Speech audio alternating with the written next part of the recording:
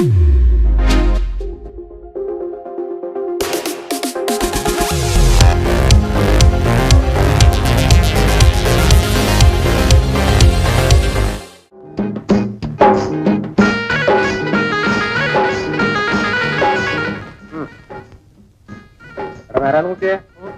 പറ്റത്രയെന്ന് വല്ല പിടിയുണ്ട?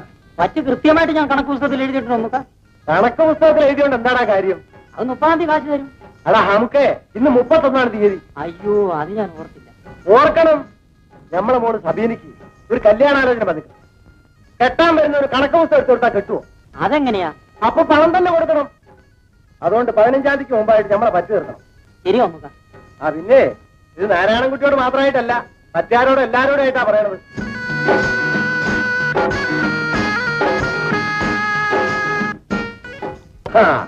നമുക്ക് അവർ ചായ നീ വന്ന ഒത്തിരി നീ ഒരു പുതിയ കുഴപ്പമുണ്ടാക്കിയത് കേട്ടില്ല? കുഴപ്പം? എന്ത് കുഴപ്പം? ഞമ്മടുത്ത് വേണം മോനെ ഈ ഒളിച്ചു കളി. കാര്യം പറ നമുക്ക്. അശ്വതി നീയായിട്ട് മോഹത്തിലാണെന്ന് കേട്ടില്ല? അതാണോ കാര്യം? അപ്പൊ സംഗതി ശരിയാണ്. എനിക്ക് അവളെ ഇഷ്ടമാണ് നമുക്ക്. അതൊരു തെറ്റാണ്?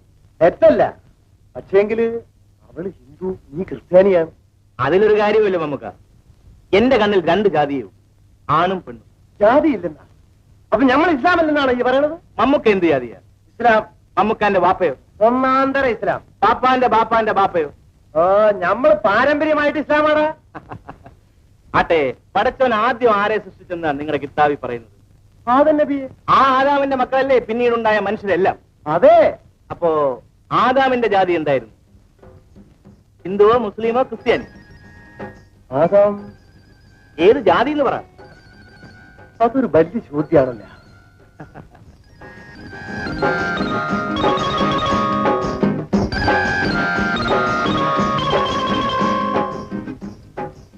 ആലോചിച്ച് നാളെ ഉത്തരം പറഞ്ഞാൽ മതി. കാശ്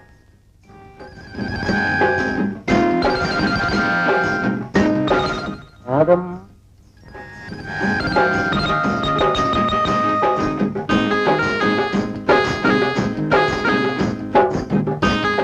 സബീന, എന്താ ആദമിന്റെ ജാതി എന്താണ് മോളെ? ആദാമിന്റെ ജാതിയോ? എനിക്ക് അറിഞ്ഞൂടാ. വരാലേ, പിന്നെ എന്ത് കുന്തം പഠിക്കാനാണ് ഈ ദിവസം പുസ്തകം ഞങ്ങളോട് സ്കൂളിൽ പോകുന്നത്? ആദമിന്റെ ജാതി എന്താണെന്ന് അറിഞ്ഞൂടാ.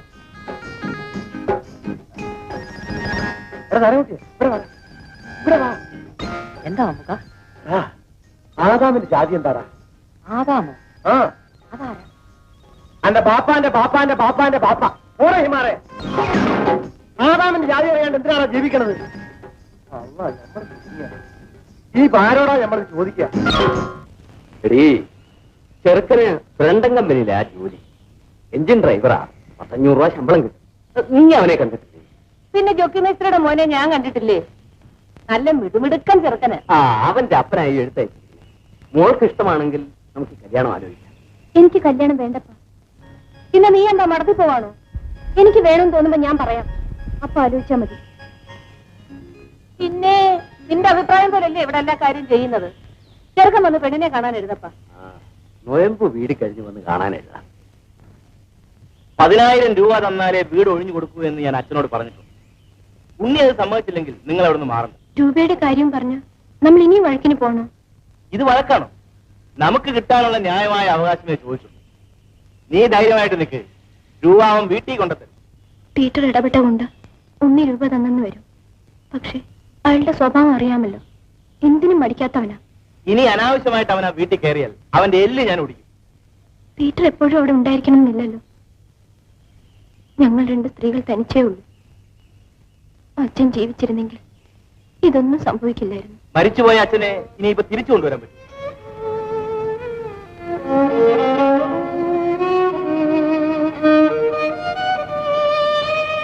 അശ്വതി, ഞാനൊരു തമാശ പറഞ്ഞതേ ഉള്ളൂ.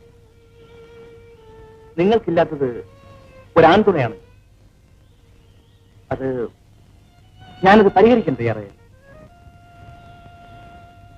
മനസ്സിലായി? 4 പേരറിയേ ഞാൻ നിന്നെ വിവാഹം കഴിക്കാം. എന്താ അശ്വതിക്ക് ഇഷ്ടമല്ല? കഴിയും വേഗം നമ്മുടെ വിവാഹം നടക്കണമെന്നാണ് എന്റെയും ആഗ്രഹം. പക്ഷേ അതിന് സമയമായിട്ടില്ല. പിന്നെപ്പോഴാ? ഷഷ്ടിപൂർത്തി കഴിഞ്ഞിട്ടാണ്? അല്ല, പീറ്ററിന്റെ സഹോദരി ആലീസിന്റെ വിവാഹം കഴിഞ്ഞു. ആലീസിന്റെ വിവാഹവും നമ്മുടെ വിവാഹവും തമ്മിൽ എന്താ ബന്ധം? നമ്മുടെ വിവാഹം ഇപ്പൊ നടന്നാൽ ആലീസിന്റെ വിവാഹം ഒരുപക്ഷെ നടന്നില്ലെന്ന് വരും. ഞാൻ പറയുന്നത് ശരിയല്ലേ? ഞാൻ കാത്തിരിക്കാം. ആലീസിന്റെ വിവാഹം ആദ്യം നടക്കട്ടെ.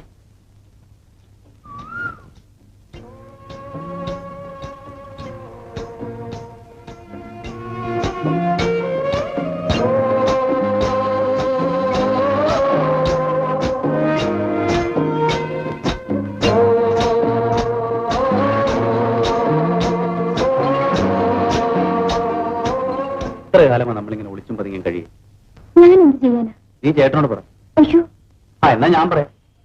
വേണ്ട ജോണി, ചേട്ടനോട് സംസാരിക്കാൻ ജോണി പോണ്ട. ഇങ്ങനെ കരയ്ക്കും പോലെ വെള്ളത്തിലും പോലെ വെച്ചാൽ ഞാൻ എന്ത് ചെയ്യും? ജീവിതകാലം മുഴുവൻ ഇങ്ങനെ കഴിയാൻ നോക്കൂ. ഞാനൊരു കാര്യം പറയട്ടെ. ജെയിംസ് അച്ഛനോട് ഞാൻ ഈ കാര്യം പറയാം. അച്ഛൻ ചേട്ടനോട് പറഞ്ഞാൽ ചേട്ടൻ ഒരിക്കലും എതിർക്കില്ല. അച്ഛൻ ഇക്കാര്യത്തിൽ നമ്മളെ സഹായിക്കും നിനക്ക് ഉറപ്പുണ്ടോ? തീർച്ചയായും. എങ്ങനെ? നീ ജോണിയെ സ്നേഹിക്കുന്നത് തെറ്റല്ല, പാപവുമല്ല. പക്ഷെ അവൻ പണക്കാരനാണ്, നീ പാവപ്പെട്ട ഒരു ശവപ്പെട്ടിപ്പണിക്കാരന്റെ മകൻ. വിവാഹ കാര്യത്തിൽ എന്തെങ്കിലും എതിർപ്പുകൾ ഉണ്ടായാൽ അവന്റെ മനസ്സ് മാറുകയില്ലെന്ന് നിനക്ക് ഉറപ്പുണ്ടോ? ജോണി എനിക്ക് പൂർണ്ണ വിശ്വാസമാണ് അച്ചു. അദ്ദേഹം എനിക്ക് വാക്ക് തന്നിട്ടുണ്ട്. ആ വാക്കവൻ പാലിക്കുമോ? തീർച്ചയായും. ആട്ടെ, ചാക്കോ മുതലാളി എതിർത്താലോ? എന്തൊക്കെ സഹിക്കേണ്ടി വന്നാലും എന്നെ വിവാഹം ചെയ്യുള്ളൂ എന്ന് ജോണി സത്യം ചെയ്ത് പറഞ്ഞിട്ടുണ്ട്. അപ്പൊ പിന്നെ പ്രശ്നങ്ങളൊന്നുമില്ലല്ലോ. അച്ചു, ചേട്ടന്റെ കാര്യത്തിലാണ് എനിക്ക് പേടി. ചേട്ടൻ ഇതറിഞ്ഞാൽ അവൻ കുഴപ്പമുണ്ടാക്കിയെന്ന് വരും. ഈ കാര്യത്തിൽ അച്ഛൻ എന്നെ സഹായിക്കണം. എനിക്കെന്ത് ചെയ്യാൻ കഴിയും കുഞ്ഞെ? അച്ഛൻ വേണ്ടുപോലെന്ന് പറഞ്ഞാൽ ചേട്ടൻ സമ്മതിക്കും. ശരി കുഞ്ഞെ, സൗകര്യം പോലെ ഞാൻ അവനോട് സംസാരിക്കാം. വളരെ ഉപകാരം. പിന്നൊരു കാര്യം, നിന്റെ ജ്യേഷ്ഠന്റെ പ്രകൃതം നിനക്ക് നല്ലപോലെ അറിയാമല്ലോ. നിങ്ങളുടെ ഈ ബന്ധത്തെപ്പറ്റി ആരെങ്കിലും പറഞ്ഞ് അവന്റെ ചെവിയിലെത്തിയാൽ അവൻ എന്തെങ്കിലും അവ്യയം കാണിച്ചെന്ന് വരും. എനിക്കോ പേടിയുണ്ട് അച്ചു. അതുണ്ടാകാതിരിക്കണമെങ്കിൽ ഞാൻ ഇക്കാര്യം പീറ്ററോട് പറഞ്ഞ് അവന്റെ സമ്മതം വാങ്ങുന്നവരെ നീയും ജോണിയും തമ്മിൽ കാണുകയോ സംസാരിക്കുകയോ ചെയ്യരുത്. അല്പം ബുദ്ധിമുട്ടുള്ള കാര്യമാണെന്ന് എനിക്കറിയാം, പക്ഷേ നിങ്ങളുടെ നന്മയ്ക്ക് വേണ്ടിയാണ് ഞാൻ പറയുന്നത്. ശരി അച്ചു. എന്നാ നീ പറ്റൂ.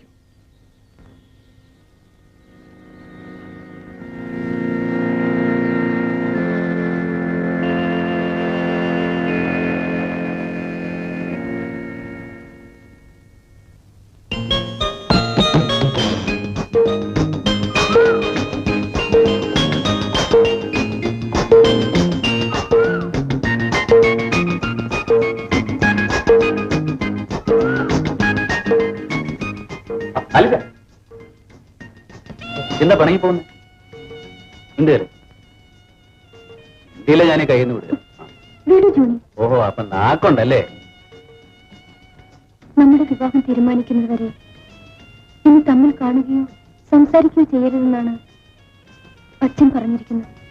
അത് വകുപ്പ് 144 നമ്മുടെ നന്മയ്ക്ക് വേണ്ടിയാണ് അദ്ദേഹം പറഞ്ഞത്. ചേട്ടനോട് പറഞ്ഞിട്ടുടനെ നമ്മുടെ വിവാഹം അദ്ദേഹം നടത്തി തരാമെന്ന് പറഞ്ഞു. അതുവരെ ഞാൻ നിന്നെ എങ്ങനെ കാണാതിരിക്കും?